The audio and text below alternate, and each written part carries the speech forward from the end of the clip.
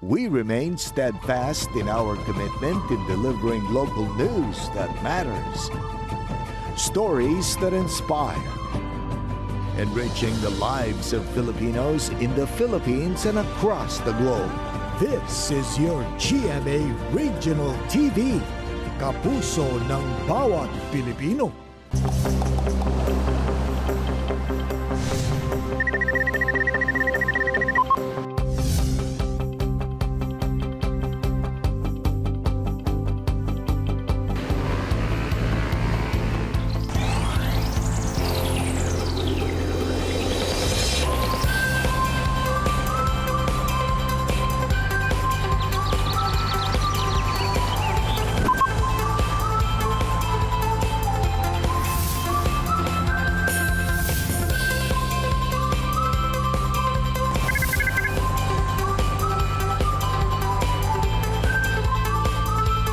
Kini ang At Home with GMA Regional TV. Good morning mga kapusog! It's a beautiful Monday sa tanang mga nananaw karon sa atong paboritong kabanding nga At Home with GMA Regional TV. Good morning, Sayan. How's your weekend? Hello, Attorney Resi. Good morning, Sab. Naku, okay kaayo ang akong weekend. Kay nakapahulay ko og naghatag kog time sa akong pamilya. Og dili lang kana, staying at home can protect us from the virus. Tama bitaw sa inyo, hilabi na karubuntaga nga pipila na pud ka mga Mindanawan nga atong makahinabi. Isa na dara ang proud Mindanawan nga mooy mo representa sa Pilipinas sa Tokyo Paralympics 2020 nga si Ernie Gawilan. Og Attorney Resi, akong makauban ang ni-viral karon sa social media tungod sa iyang nindot nga tingog, ang Cagayanong singer nga si Enrico Juanillo. Ug sa bisag atong makauban si kapuso hunk actor Derek Monasterio ug sayro nato ang iyahang latest single na Virgo. Apan una ka na mga kapuso, laing fan na sab ni Asia's Limitless star, Julian San Jose ang dungan natong ila-ilahon. Let's all watch this.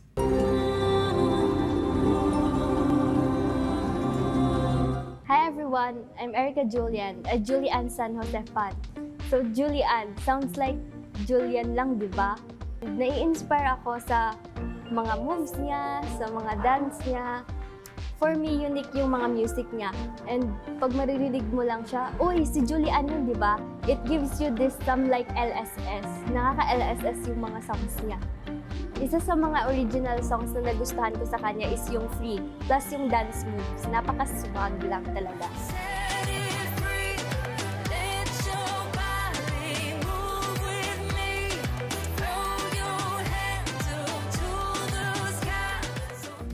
Kailangan talaga natin abangan tong Limitless musical trilogy kasi dito mas makikilala natin siya talaga kung sino talaga siya as a person. Marami pa daw siyang hindi nasasabi about sa kanya na dito sa musical trilogy malalaman natin. Hi Miss Julian, good luck on your virtual concert and I'm excited and looking forward to it.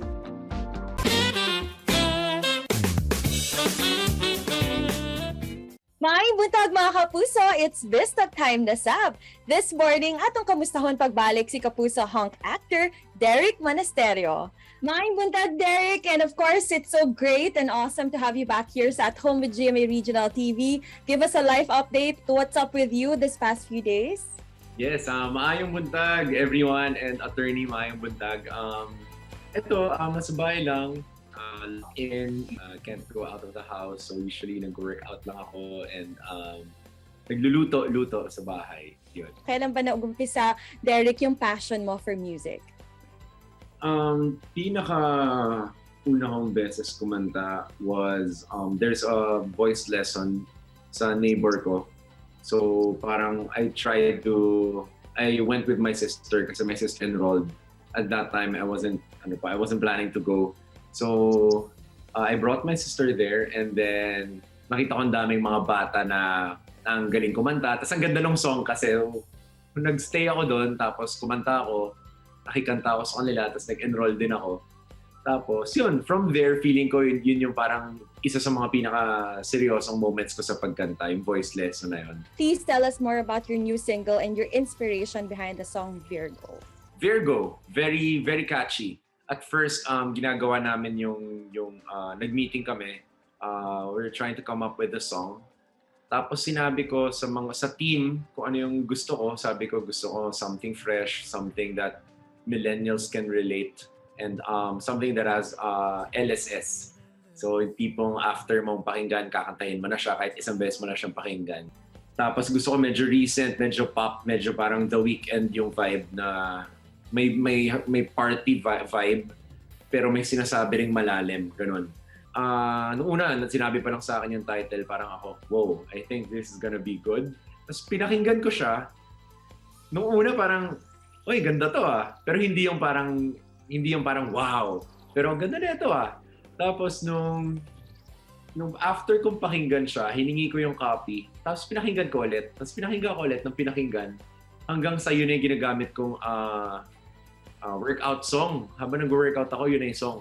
Yun, Virgo. It's basically about a girl na being paasa with a guy. So pinapaasa lang niya yung guy. Kasi mga Virgo, mga perfectionists yan, di ba? So, Curious kami dyan, kaya naman di na namin palalagpasan ng pagkakataong ito, Derek.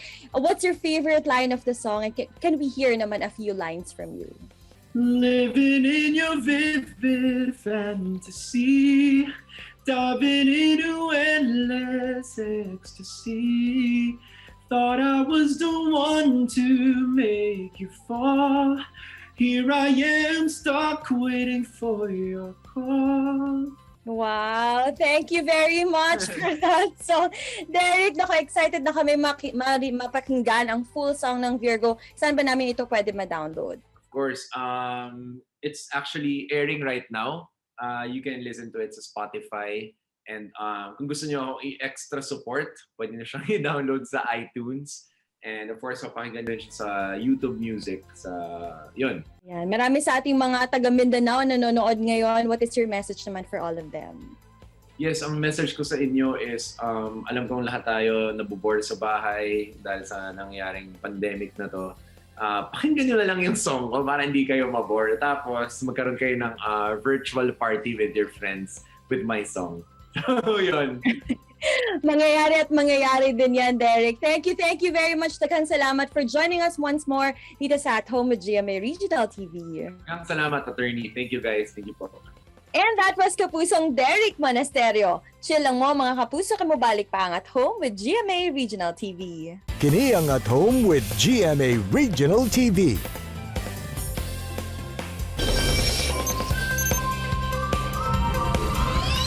Mga kapuso, sayro na to karong buntaga ang storya sa usa ka lolo nga viral karon sa social media tungod sa iyang pinasahi nga singing skills.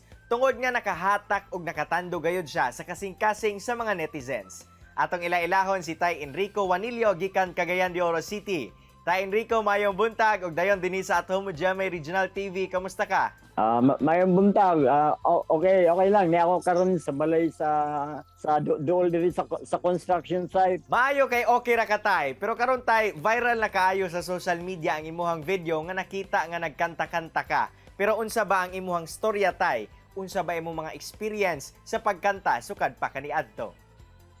Sa una sa gamay pa ko, mahilig na gyud ko ana. Primero nakatap-on ko pag gitara when I was 8 years old. Gitudloan ko sa akong magulang nga pinamagulangan namo. Iyan na lang ko gitudloan og gitara. Tapos ako pag nasa school, nag-interact ko ng mga contest, singing contest. Tapos ngadto nakabarkada ko mas dagko pa sa ako. Tapos dito ko na develop gud og maayo. Nagpapalit dayon kong electric guitar sa akong papa. Mintra ko sa ilaha as a lead guitarist. Grabe po gid ay ka og experience tay no kung musika ang atong hisgutan. Apan tan-aw nimo kinsa kaha ang nag-impluwensya nimo nga mahimong usa ka musikero? Tungod sa ako pagkabati sa tingog ni John Denver. Ganahan jud ko sa iyang kwan jud ba? Kalma, pag naggitara siya limpyo. Ang iyang tingog limpyo, pinahimutang niya ang iyang mga kanta, mga country songs. Pero napon siya love songs pero acoustic guitar ang iyang gigamit. Grabe tay, imuha gideng idolo si John Denver. Pero tay, karon no nga sikat na kayo ka sa social media, unsa ba imong gibati ron? Nga labi pa nga sagad sa mga feedback sa imuhang video, puros man positibo. Sus, kaya ako wala gyud ko magdahom nga mao day ni may tabo. Nagmata na lang kog buntag. Viral, sa may nga naman na. Tanawa na guna sa cellphone. Pila na ni. Kaysa sa pagsugod gyud na mga pila pa lang ka oras siguro, mga 2 hours. Ya, murag og nakulbaan. Kulbaan nga nalipay. Oo. Wala na ako kasabot sa akong gibati. Unsa? And you deserve yun ang tanang pasidungog nga imuhang nadawatan karon Tay Enrico. Pero sir, alang kanimo no, unsa ba imong gibati diha nga gatugtog ka o gakanta ka sa mga musika? Ang feeling nako palinlitan karon si John Denver. Gi-feel nako nga murag ako si John Denver nga nagtukar ko. Kay gusto na ako maawat ang iyang tingog. Aduna ka ba mensahe tay alang sa mga buot sab mamahimong musikero sa manimo?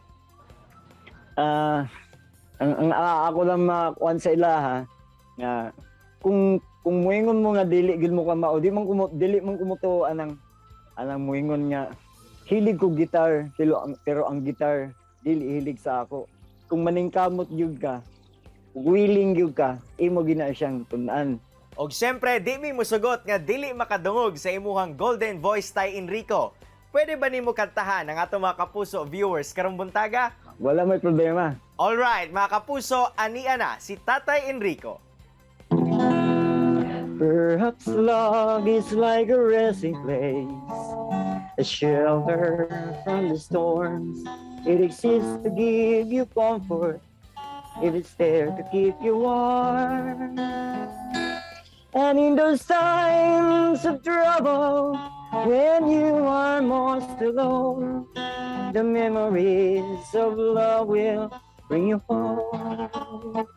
Truly a golden voice indeed. Daghang kayong salamat Tay Enrico sa pagpakita sa imong talento ug oras nga gihatag dinhi sa At Home with GMA Regional TV. Stay safe tay ug more power alang kanimo. Okay, daghang pud kayo salamat mga kapuso. Relax lang mga kapuso, kay mo balik pa ang At Home with GMA Regional TV. Kini ang At Home with GMA Regional TV.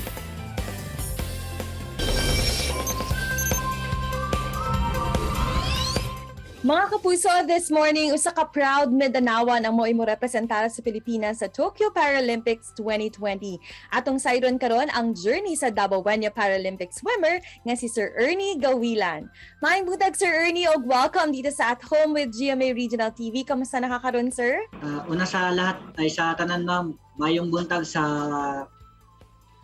nagasubaybay sa inyong programa sa GMA sa Tibuok, Mindanao. Sir Ernie, kwentuhan mo naman kami unsa bay istorya sa imuhang kinabuhi ug nganong nahilig man ka sa swimming?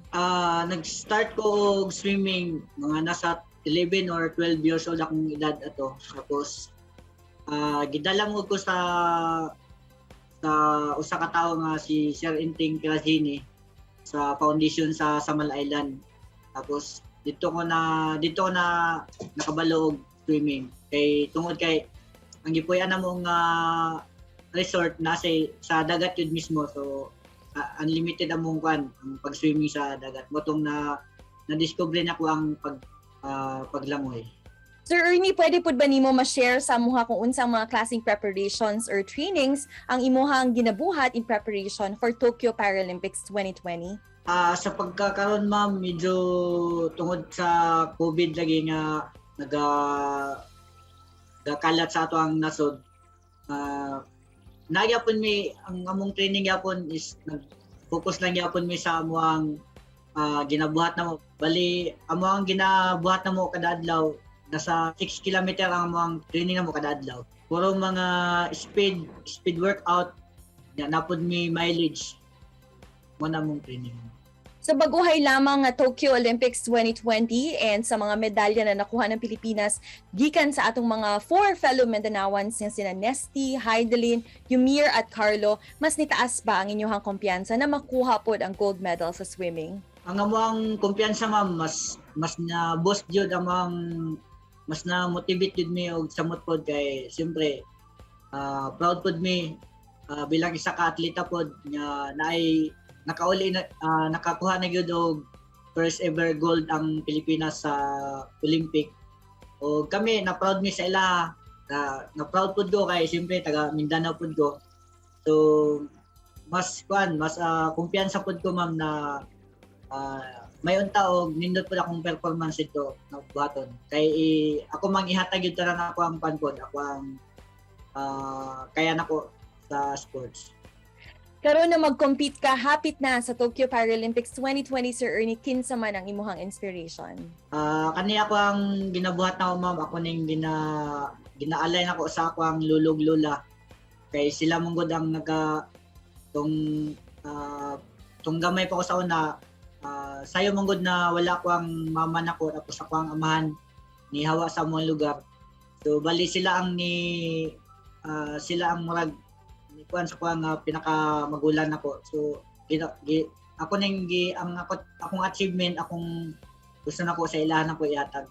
Sir Ernie, sa tanan nimong naagian sa imuhang kinabuhi, unsa may pinaka-importante nga life lesson ang gusto pod nimo ma-share sa ato ang mga viewers? Ma'am, sa ako sa bilang sa ka-atleta, lisod jud ang kinabuhi sa usa ka atleta tungod kay dapat mentally, physically dapat fit ka, dapat ready ka sa tanan na buhaton nimo. Dabi na sa limba sa ginabuhat na mo kada adlaw, ang kakapoy sa training, kahago, dapat kabalo yun ka mo adjust sa imong kagalingon. Plus dungag pa sa mga problema. So di yun siya basta-basta nga kuan. Ang ako lang na siguro ma-share lang ako, kailangan yun na